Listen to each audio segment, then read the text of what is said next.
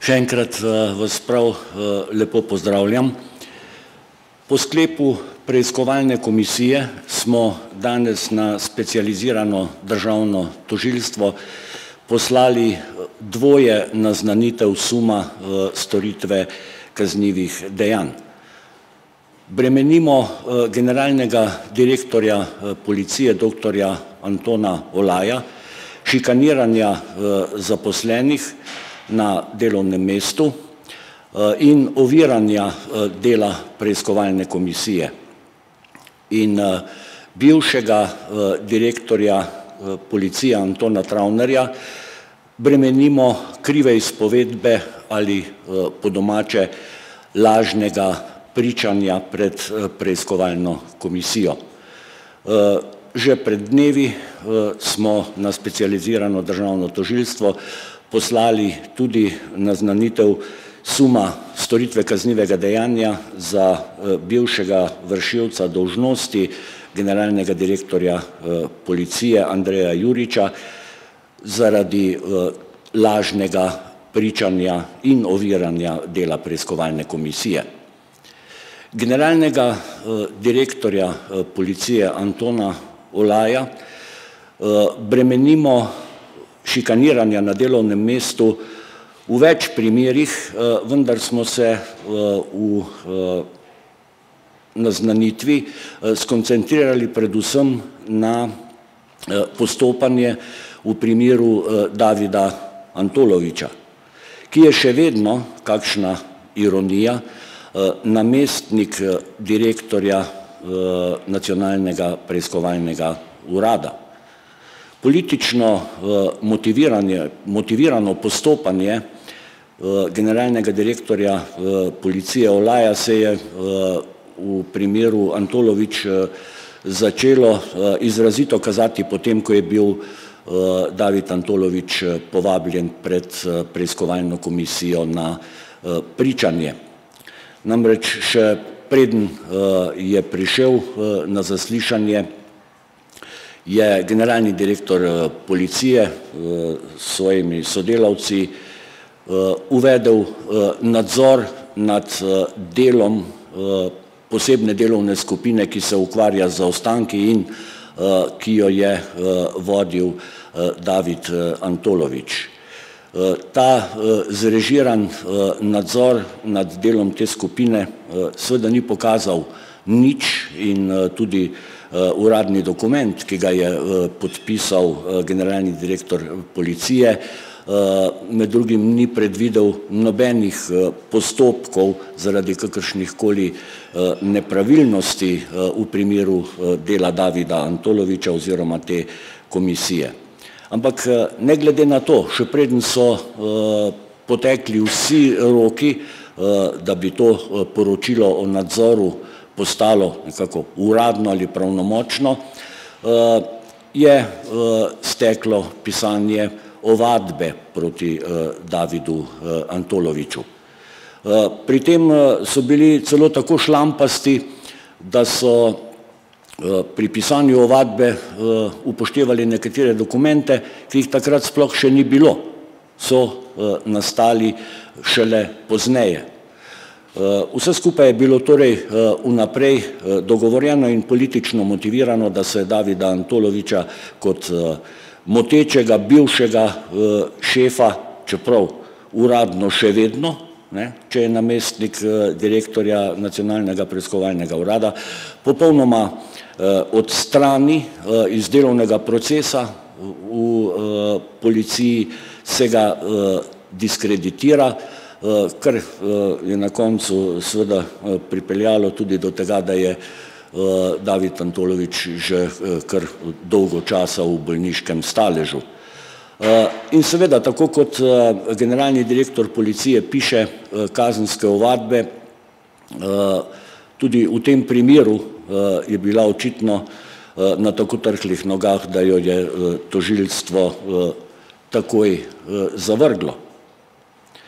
Poleg tega je seveda poskrbel generalni direktor še za opozorilo pred prekinitvijo delovnega razmerja, ampak ta opozorila so v sistemu policije pod to vlado in vsemi tremi direktorji praktično vsakodnevna. Naznanilo ni napisano na eni strani, kot se včasih ponorčuje notranji minister Hojs. Gre za zajeten dokument na več kot 20 straneh, podkrepljen z množico dokumentov, tako da gre kar za zajeten spis, in prepričan sem, da smo dovolj strokovno utemeljili to naznanitev in tožilstvo bo pač v nadaljevanju presodilo, ali bo šlo za kazenski pregon ali ne. Doktorju Antonu Olaju, generalnemu direktorju policije, očitamo tudi eklatantno oviranje dela preiskovalne komisije.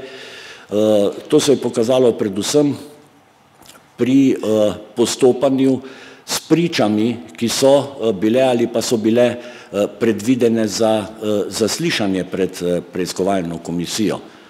Tu smo posebej natančno vzeli pod drobnogled primer bivše generalne direktorje policije Tatjane Bobnar, ki jo je Anton Olaj želel usmerjati, prestrašiti, da seveda pred preiskovalno komisijo ne bi pričala o dejstvih. Neposredno po zaslišanju Tatjane Bobnar pred preiskovalno komisijo je doživela še eno zaslišanje, in sicer pri doktorju Antonu Olaju, ki jo je seveda podrobno zasliševal o vsem, kar je pričala pred preiskovalno komisijo.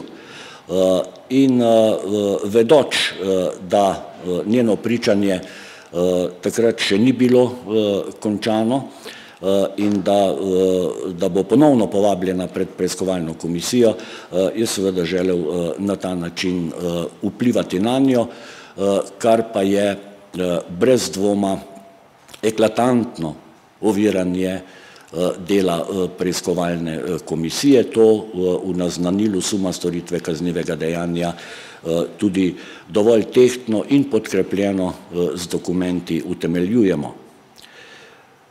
Bivšega direktorja policije Antona Travnerja bremenimo krive izpovedbe pred preiskovalno komisijo. Najbrž je že kar ponarodel tisti stavek, za katerega sam pravi, da ga ni nikoli izrekel, več ljudi pa ga je seveda slišalo, da je dobil pogoj z Gregorčičeve oziroma iz politike, da zasede delovno mesto generalnega direktorja policije samo v primeru, če se bo znebil direktorja nacionalnega preiskovalnega urada Muženiča in šefa uprave kriminalistične policije Lindava. 3 priče pred preiskovalno komisijo, ena celo 2-krat, so potrdile, izpričale, da jim je Anton Travner, takratni direktor policije, to tudi osebno povedal. Sam je seveda to zanikal, kaj drugega bi pa tudi lahko pričakovali, vendar po vseh strokovnih utemeljitvah gre v takem primeru vendarle za utemeljen sum lažnega pričanja pred preiskovalno komisijo in tožilstvo bo v nadaljevanju presodilo, ali imamo prav ali ne. Jaz ne dvomim, saj praksa tudi iz preteklosti kaže, da četudi nekaj ni zapisano, da beseda proti besedi, v tem primeru 3 besede proti 1 besedi, v postopkih tudi nekaj velja. Preiskovalna komisija bo v prihodnjih dneh Državni zbor obvestila, da ni končala svojega dela v tem mandatu. Mi smo z zaslišanji več kot tam okrog 30 prič sicer dokazali praktično vse, kar smo nakazali tudi ob ustanovitvi preiskovalne komisije, dokazali eklatantno vmešavanje politike v delo slovenske policije, brutalno politično kadrovanje, dokazali tudi vmešavanje v politike v predkazenske postopke. Vendar je komisija delala vsega dobrega pol leta in nekako ne moremo dopustiti, da bi ostala neodgovorjena vprašanja in neraziskano, predvsem ko gre za oviranje predkazenskih postopkov, kar je bil sicer s političnim kadrovanjem tudi namen vladajoče politike. Predvsem imam tu v mislih predkazenski postopek v zvezi s sumljivimi nabavami zaščitne in medicinske opreme, sredi katerega se je med drugimi znašel tudi gospodarski minister Počivalšek, in zelo utemeljeno sumimo, da gre v tem primeru za načrtno, premišljeno oviranje oziroma zavlačevanje v tem predkazenskem postopku. Namreč vmes so seveda menjali vodje preiskav v tej zadevi, očitno, ko se je vodja preiskave dovolj približal dejstvom, je bil zamenjan, pa je prišel novi. Tisto, kar posebej skrbi, pa je, da je predkazenski postopek praktično končan, imamo zanesljive informacije o tem, da je tudi ovadba ali več njih praktično napisana, da gre v tem primeru tudi za sume zlorabe uradnega položaja, vendar so ti papirji ostali nekje v predalih na Nacionalnem preiskovalnem uradu. Vse seveda z namenom, da do epiloga ne pride še pred volitvami, saj očitno izsledki preiskave bremenijo sedanjega gospodarskega ministra, poleg njega pa še nekaj drugih oseb. In naloga preiskovalne komisije je, da razišče tudi to. Kot je naloga preiskovalne komisije raziskati tudi postopanje policije v primeru protestov, tistih znamenitih protestov z neverjetno uporabo solzivca. Tudi tu imamo določene informacije, da je pri nekaterih osebah, ki so takrat odločale o postopanju policije na terenu, prišlo do prekoračitve pooblastil in kršenja strokovnih temeljev, po kakršnih postopa policija v takem primeru. To vse smo dolžni slovenski javnosti, dolžni smo to raziskati, zato komisija v tem trenutku ne končuje svojega dela in s tem utira pot novemu sklicu Državnega zbora, da bo lahko ob ustanovitvi nove komisije nadaljevala delo, ki smo ga opravili v tem sklicu Državnega zbora. V tem primeru bo imela nova komisija, za katero sem jaz prepričan, da bo tudi ustanovljena, na razpolago vso dokumentacijo, vse, kar je pridobila ta preiskovalna komisija med svojim delom. To torej omogoča, da se bo preiskovanje političnega vpliva, političnega podrejanja slovenske policije v času vladavine Janeza Janše nadaljevalo in tudi razpletlo, razgalilo lahko v prihodnjem mandatu. Seveda pričakujem, da bo generalni direktor policije dr. Anton Olaj po teh informacijah takoj skočil in ne vem katerič že zagrozil preiskovalni komisiji in meni kot predsedniku z ovadbo. To ni nič novega. Generalni direktor policije deli ovadbe približno tako kot delilec tarok kart, seveda pa mu te ovadbe vse po vrsti padajo kot zrele hruške, torej tudi v primeru ovadbe preiskovalne komisije ali mene kot predsednika očitno ne bo nič drugače.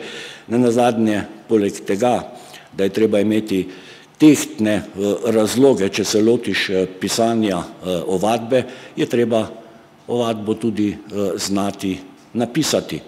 In bomo seveda slišali tudi očitke notranjega ministra Hojsa, da gre tudi v tem primeru za predvolilno dejanje, torej za politizacijo. Kolikor jaz vem, Anton Olaj in Anton Travner pa Andrej Jurič tudi ne kandidirajo na teh državnozborskih volitvah. Zdaj, če se pa čutijo zaradi postopkov, ki bodo uvedeni proti njim, kakorkoli politično napadene ali pa prizadete, pa s tem samo potrjujejo tisto, kar mi trdimo ves čas, da so sami takrat in še danes politično delovali, da so bili ves čas v službi vladajoče politike.